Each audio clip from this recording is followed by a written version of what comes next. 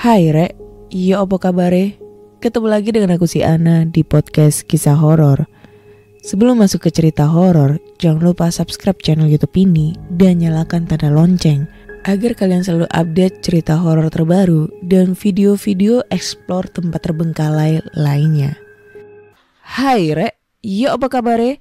Ketemu lagi dengan aku si Ana di podcast kisah horor.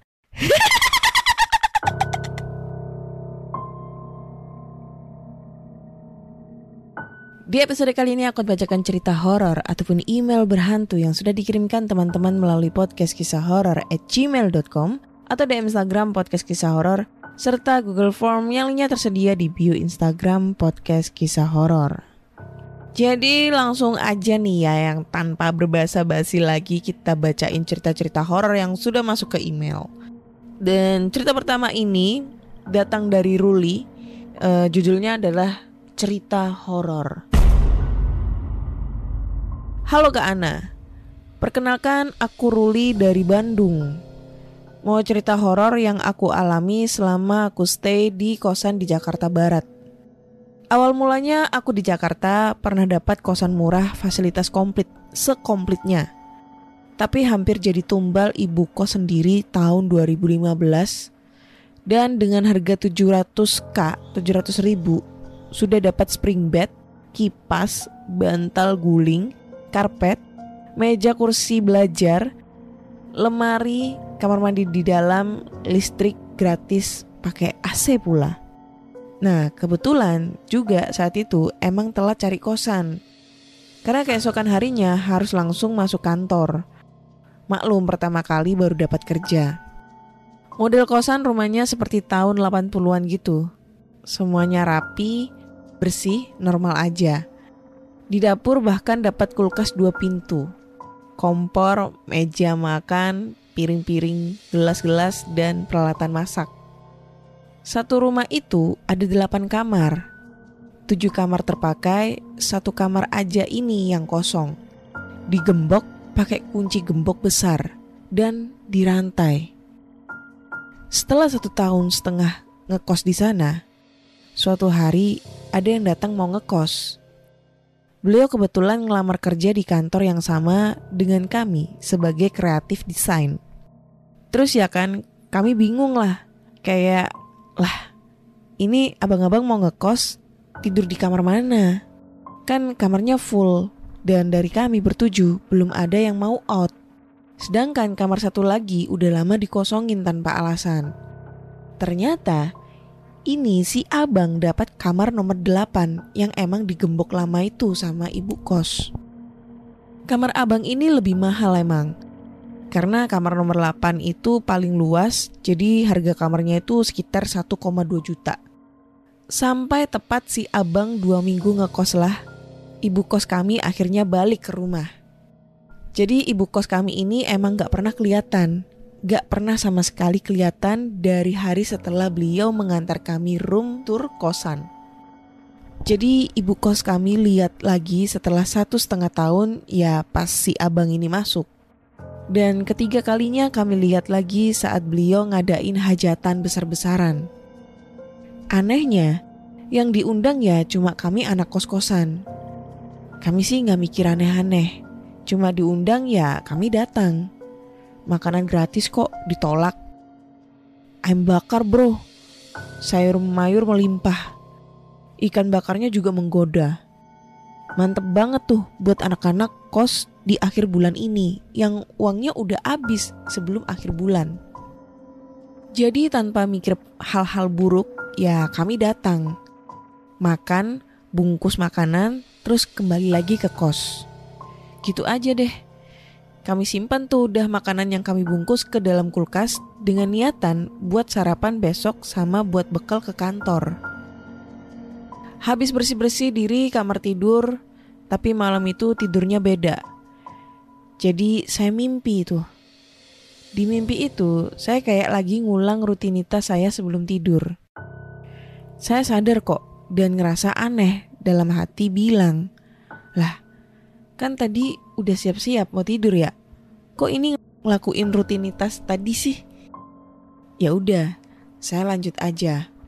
Saya punya kebiasaan kalau tidur itu gak pakai baju, jadi telanjang dada. Gak lama kayak ada orang yang gedor-gedor pintu kamar saya. Saya kaget, gak saya jawab juga. Gedor-gedornya itu kasar, yang gak kayak ketuk-ketuk biasa, terus kenceng gitu. Ini langsung digedor lebih kayak kemukul-mukul pintu sambil nendang pintu. Di situ saya cuma bisa diam aja, nahan nafas dan masuk ke dalam lemari terus sembunyi. Gak lama saya dengar suara pintu kamar saya itu kebuka. Saya cuma bisa dengar suara langkah kaki berat melangkah masuk ke dalam dan dengusan nafas berat. Gak lama si sosok itu berbicara. Di mana ya satunya lagi? Saya benar-benar gak tahu itu orang kah atau apalah bentuknya gimana. Cuma bisa nahan nafas sambil berdoa supaya ini bangun dong. Dan saya gak tahu berapa lama lagi hal ini terjadi. Saya ngerasa udah lama banget di dalam lemari. Ini makhluk cuma jalan-jalan ngitarin kamar. Gak lama hening. Hening banget. Saking heningnya, saya gak dengar juga detak jantung saya.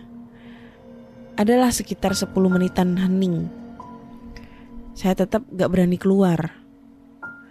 Saya malah mau tetap di dalam lemari aja sampai kebangun karena azan subuh.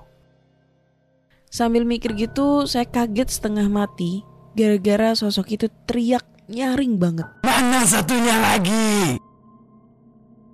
Wah, di sana saya udah gak karuan tuh. Saya sudah benar-benar ketakutan mampus. Mau nangis gak bisa, mau teriak juga gak bisa. Seluruh badan saya kaku banget. Dalam hati cuma bisa baca doa terus mohon-mohon sama Allah buat ditolongin. Terus gak lama kedengeran suara kaki berat menjauh dari lemari saya. Dan lama-lama suaranya samar-samar keluar menjauh dari kamar saya. Setelah itu ya saya beranikan diri keluar lemari, jalan pelan-pelan ke arah pintu yang terbuka lebar, dan saya tutup pelan-pelan pintunya terus saya kunci lagi. Saya jalan lagi masuk ke dalam lemari, sembunyi lagi. Berdoa lagi supaya bangun. Alhamdulillahnya bangun pas dengar suara azan subuh. Saya ngumpulin niat buat bangun. Karena masalahnya saya harus ada adegan lagi jalan keluar kamar menuju lorong buat ke kamar mandi ambil wudhu. Saya mantapkan jalan keluar sambil buka pintu terus baca bismillah. Alhamdulillah ini tempat yang saya kenal dan normal. Saya jalan pelan-pelan terus baca doa dan masuk kamar mandi ambil wudhu. Pas kelar sholat saya siap-siap lah. Nyiapin keperluan ke kampus. Saya keluar lagi ke dapur buat manasin makanan. Nah ini nih, pas saya buka kulkas, saya kaget banget lihat makanan kami semua itu pada busuk. Sudah macam makanan seminggu lebih dibiarkan sampai busuk. Sampai hitam makanannya sudah. Jadi saya buangin lah makanannya ke tong sampah. Dan akhirnya berakhir saya membersihkan kulkas karena kulkas kami itu bau banget. Pas saya lagi bersih-bersih, satu persatu teman-teman kos saya itu pada bangun. Dan si abang nomor 8 terakhir yang bangun. Saya liatin muka mereka itu pada kayak mayat hidup semua. Saya tanya, kenapa? Mereka ceritalah, dimulai dari teman saya yang nomor di kamar 1 nih. Pas dia cerita aja, kami semua kaget. Karena mimpi kami semua itu sama. Bahkan si abang nomor 8 lihat makhluk itu. Badannya tinggi besar, berbulu hitam, matanya merah menyala. Kukunya panjang sampai lantai kamar. Dan gigi-giginya itu runcing semua. Dari semua deskripsi kami menyimpulinya itu genderuwo. Dari kami semua berdelapan, 6 di antaranya dengar suara mana satunya lagi. Dan si abang sama teman saya yang tidur di kamar nomor 7 dengernya Katamu. Tapi dari mereka berdua cuma si abang yang lihat si makhluk karena gak tahu mau kemana. Sembunyi di lemari gak muat dianya karena si abang emang gemuk. Jadilah dia lihat si makhluk. Kata abang, si makhluk cuma nyentuh kening abang dan bilang, Katamu. terus pergi. Sampai di sini ya udah. Kami sambil nunggu sosok yang tiap pagi membuat kami antri kamar mandi aja. Dan si abang lah inisiatif ketuk pintu karena merasa dia paling tua. Pas jalan inilah kami lihat di belakang punggung abang ini ada kayak bekas cakaran panjang banget. Gak berdarah, tapi cakarannya bukan juga cakaran samar berwarna merah. Enggak, ini cakarannya tuh jelas banget dan bentuknya sudah kayak luka. Dan bentar lagi tuh lukanya tuh kayak udah sembuh gitu loh. Jadi kayak bekas cakaran tapi yang udah mulai sembuh kayak gitu. Kita nanya dong sama abang itu, kenapa ada cakaran di punggungnya. Nah si abang itu juga gak tahu. Pas kelar kami satu-satu jalan ninggalin kos. Si abang duluan pergi karena emang dia karyawan. Kan jadi kagak boleh telat. Saya lihat ada ibu kos lagi nyapu halaman dan senyum ramah nyapa si abang. Disusul saya sama teman saya si kamar nomor 4. Kita keluar buat jalan keluar. Teman saya itu nyadar sama ini ibu kos. Kenapa jadi ketus banget. Ketus banget. Bahkan kami senyum dan sapa aja cuma dipelototin. Kami gak mau mikir aneh-aneh, jadi ya sudahlah, masa bodoh gitu ya.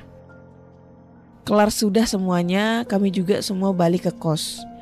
Nah pas mau makan malam, saya lihat-lihat nih, abang sama anak kamar nomor 7 kelihatannya kayak demam, mukanya pucat banget. Mereka bilang gak tahu kenapa tiba-tiba mereka itu demam.